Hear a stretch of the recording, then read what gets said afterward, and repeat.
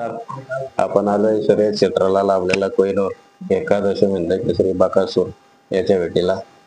आपल्या बरोबर आहे जगात जेता कोहिनूर एकादशी म्हणजे श्री बकासूर आणि त्याचे मालक सर्वांच्या आवडीचे वंचित. बऱ्याच दिवसापासून इच्छा होती की देवापुढे तुम्ही आणि मी बसावं, आज योग आला असं म्हणाला का.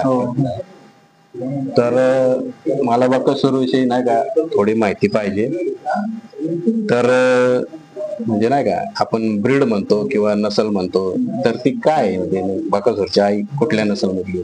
म्हणजे मामांनी गाय आणल्या होते एक दोन चाकांच्या बाजारातून शनिवारच्या, गावरान नाही का दुधासाठी.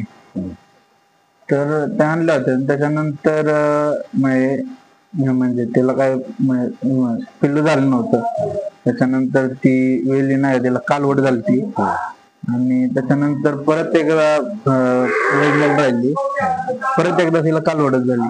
आणि त्याच्यानंतर एक आम्ही चाकणला गेलतो असं फिरत फिरत, एक बैल आणलेला आपला नाही का, म्हणजे लय पण मोठा नव्हता. आणि सगळी जनावर डोंगरातच असायची मोकळे नाही का. तर तिसऱ्या टायमिंगला तिला हे झालं, बकासूर झाला. ते गाय जर्सी होती, देशी होती? गावरान गाय होती. गावरान गाय होती. तांबड्या या बकासूरचे जो वडील होते ते त्यांचे काय ब्रीड होती? म्हैसूरमध्ये होता तो. म्हैसूरमध्ये. हो. पण ते असंच तुम्ही घेतले होते म्हणजे त्यांचा हिस्ट्री पळणारी नव्हती? पळणारी नाही असं नाही. मी शनिवारचा नाही, मामा चाकणला जायचे, त्यांच्या मागे लागून चाकणला गेलतो. आणि ते एक आपल्याला आवडलं होतं नाही का, तेव्हा इथं गोट्याचं काम चालू होतं ना, तेव्हाच त्याला आणलं होतं. म्हणजे इकडच मोकळा असायचं डोंगरात. त्याच्या लहानपणापासून तो प्रवास आम्ही पाहिलेलाच आहे की एकदम लहानपणी असताना तुमच्याबरोबर 4-5 जण असायची. एक घोडी होती, ती आता पण आहे, त्या दिवशी मी बघितली. त्या घोडीचं नाव काय?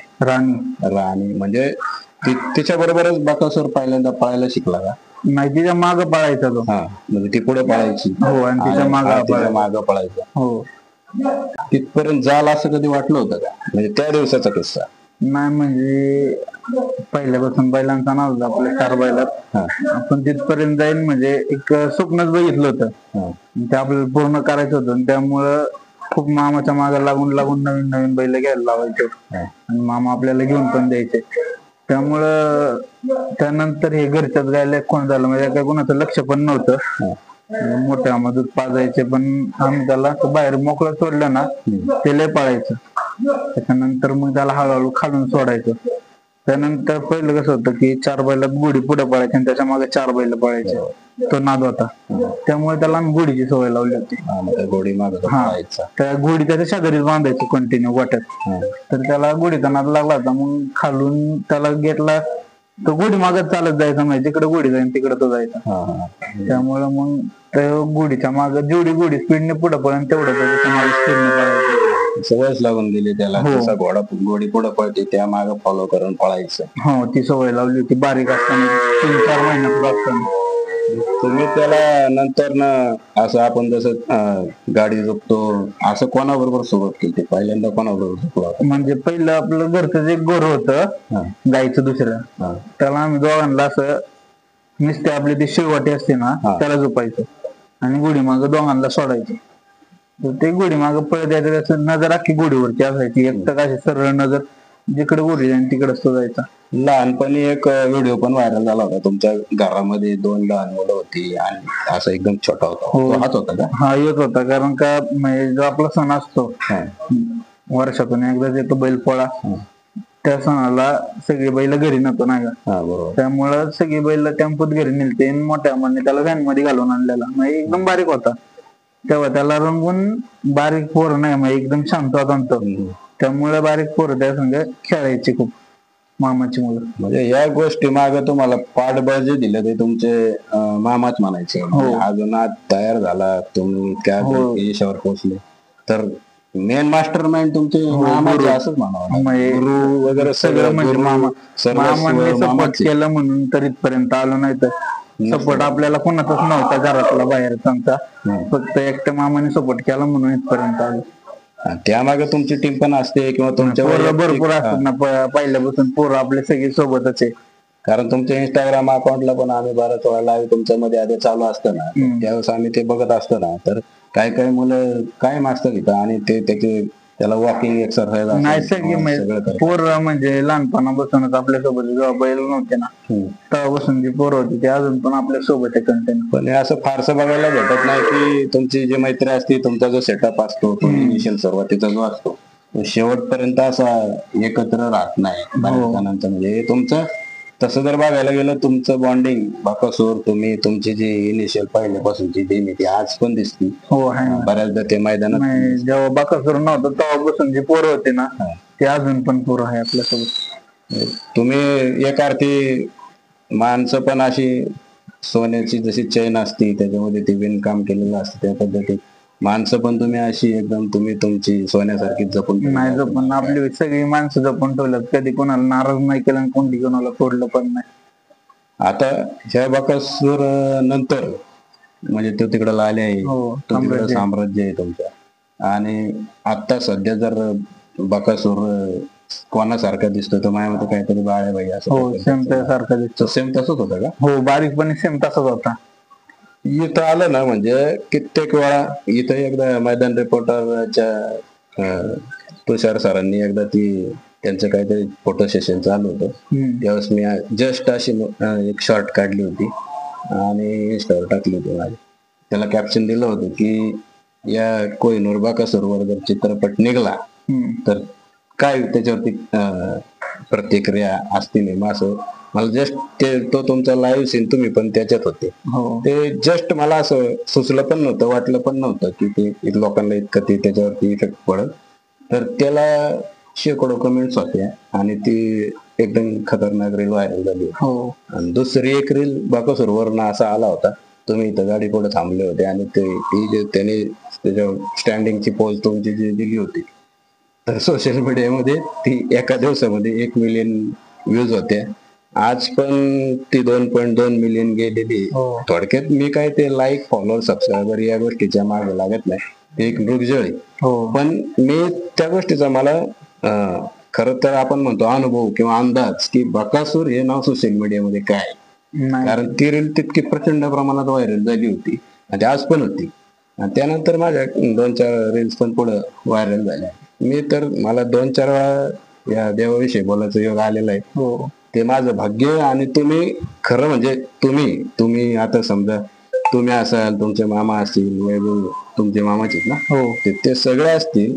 म्हणजे बाकासूर जे करतो ना की एखाद्या नव्या बरोबर पळायचं, त्याला त्याच्या मातीत गुलाल लावायचं, ते मोठं भाग्य द्यायला द्यायचं, हेच बॅकअप गेम तुम्ही पण करताय. कारण मी पाहिलंय की नवीन युट्यूबर असेल किंवा नसेल तुमच्या इथं बरेच जण येत असतात, त्याला बरेच जण भेटत असतात. आता पण ती 2-3 मुलं आली होती, त्यांनी बाकासूरचं चांगलं सुंदर स्केच काढलं होतं. ते आज त्यांनी त्यांचा देव म्हणून त्याच्या चरणी आज आणून ते वाहिलं. असे कितीतरी गिफ्ट त्याला आलेत ना. नाही भरपूर आलेत नाही का. लय बारीक मुलं बिल्ल त्याचे नाही का स्केच काढून मैदानात पण देतात नाही का. वय 7 वर्ष 22 आणि 7 म्हणजे हे तुम्हाला पहिलं वाटलेलं नाही 22व्या वर्षी तुम्ही आज जगाच्या इतिहासात बैलगाडा शर्यत क्षेत्रात त्यामध्ये एक्सप्रेसिव्ह पद्धतीने असाल. नाही वाटलं नव्हतं पण आपण स्वप्न बघितलेलं होतं जेव्हा 10वीत होतो तेव्हा स्वप्न बघून ठेवलं होतं की आपल्याला एक काहीतरी मोठी गोष्ट करायची. आणि त्यानंतर 10वी झाल्यावरती या नादात उतरलो होतो आणि ते आज मामाच्या सपोर्टने एवढं मोठं झालं की सांगता येणार नाही इतकं मोठं आलंय. ही शर्यत काय फक्त आता पुण्यात, महाराष्ट्रात, सातारा, सांगली इथं पाहिली जात नाही, तिथे बाहेर पण पाहिली जाते. महाराष्ट्राच्या बाहेर भारतात आपण असं म्हणू शकतो सोशल मीडियाला जे बैलगाडा शर्यत क्षेत्राला जे ग्लॅमर मिळालं ना त्याच्यात बाकासूरचं कॉन्ट्रीब्युशन खूप मोठं आहे. आज आपण लाईव्ह बघत असतो त्यावेळेस त्याची जी व्ह्यूअर्सची संख्या असते किंवा आपण त्याला मैदानात पाहत असतो, जिथं बाकासूर धावतो तिथं लोकांची गर्दी ऑटोमॅटिक होत असते. महाराष्ट्राच्या 7 समुद्र पलीकडे बाकासूर नाव त्यामुळे त्याच्यावरती खूप लोक प्रेम करतात.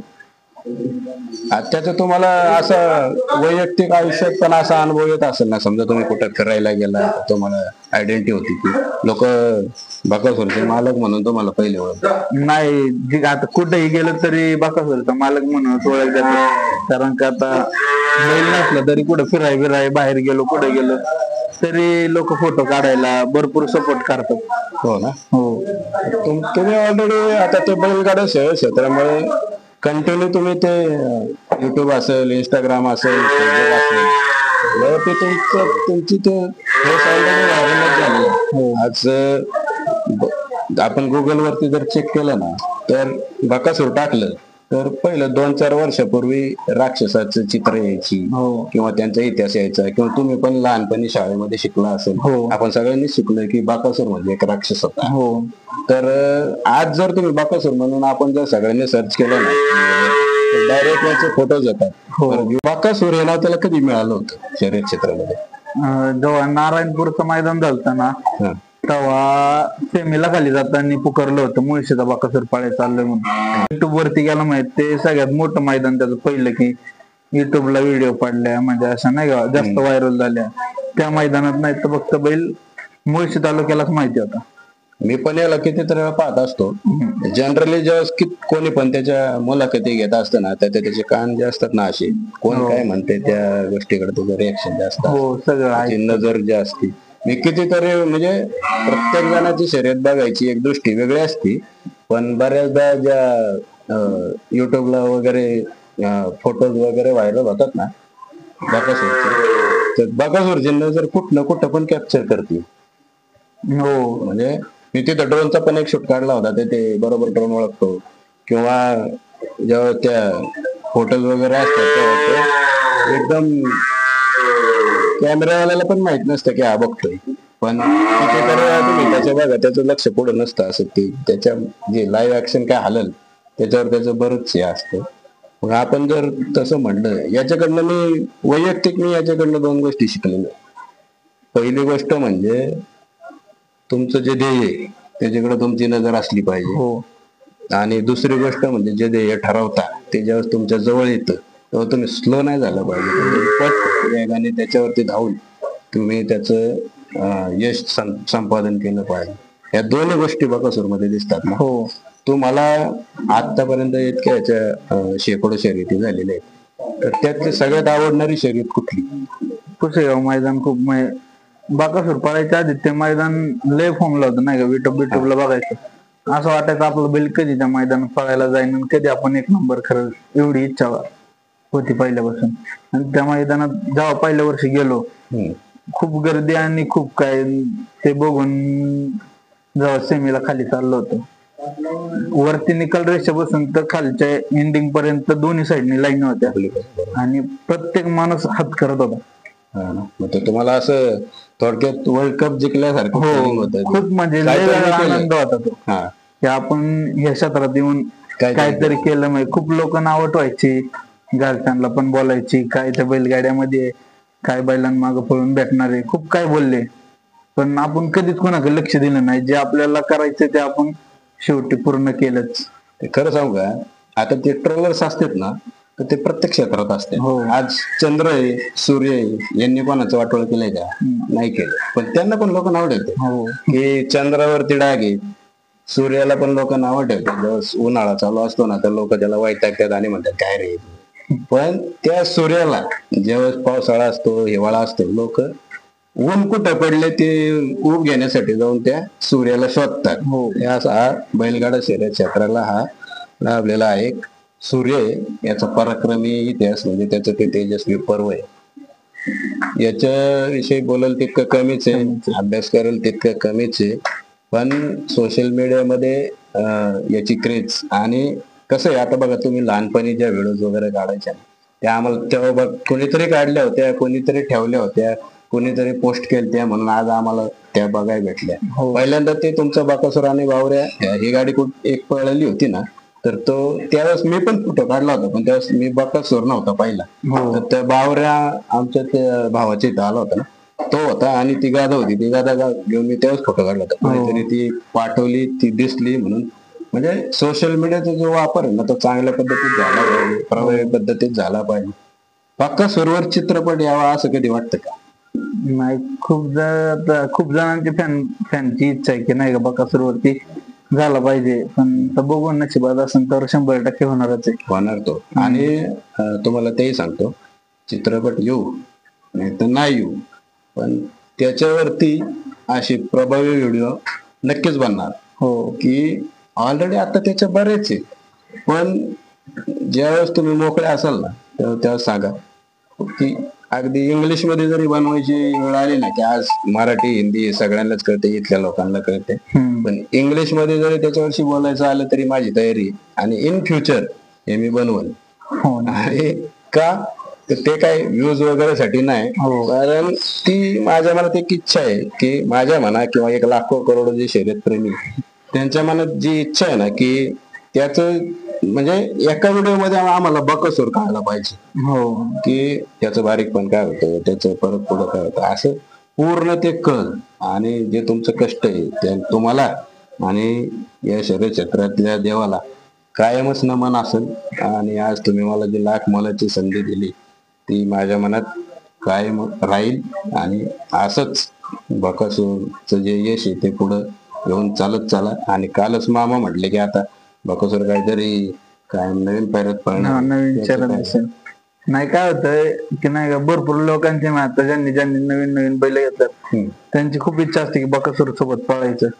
आणि काय होतंय रोज रोज नवीन एक नंबरातल्याच पायऱ्यात पळून की आपण काय सांगून एक नंबर करू शकतो, पण जे नवीन चेहरे घेऊन आता जे सोन्या 50-50 केसरी मैदान झालं, कारण सोन्याच्या बरोबर जर तुम्हाला संधी नसती मिळली तर आज देशाला जगाला बकासूर कळला नसता. हो, तीच भावना तुम्ही पुढे घेताय. हो, आणि जे नवीन असतील त्यांना ते तुम्ही संधी देताय. कारण आज एवढ्या मोठ्या उंचीवरती एवढ्या मोठ्या यशाच्या शिखरावरती तुम्ही जाऊन पोहोचलेले. आणि बऱ्याचदा मी पाहतो की नाही का, आणि ही याची खासियतच आहे की नवीन जणांबरोबर पळून पण तो त्या पद्धतीमध्ये जिंकू शकतो. हो. आणि हे श्रेय त्याच आहे आणि तुमचं कष्ट आहे, तर ते खरंच ते झालं पाहिजे. आणि नवीन चेहरे त्याचं जे काम आहे, नवीन चेहरे उजेडता आणायचे वगैरे, ते असंच पुढं करा. आणि तुम्हाला आणि तुमच्या पुढच्या वाटचालीला शुभेच्छा देतो. धन्यवाद. बैलगाडा शर्यत क्षेत्राला लाभलेला हा कोहिनूर एकादशम हिंदकेसरी बकासूर. लहानपणापासून त्याचे आपण अनेक व्हिडिओज पाहिलेले आहेत.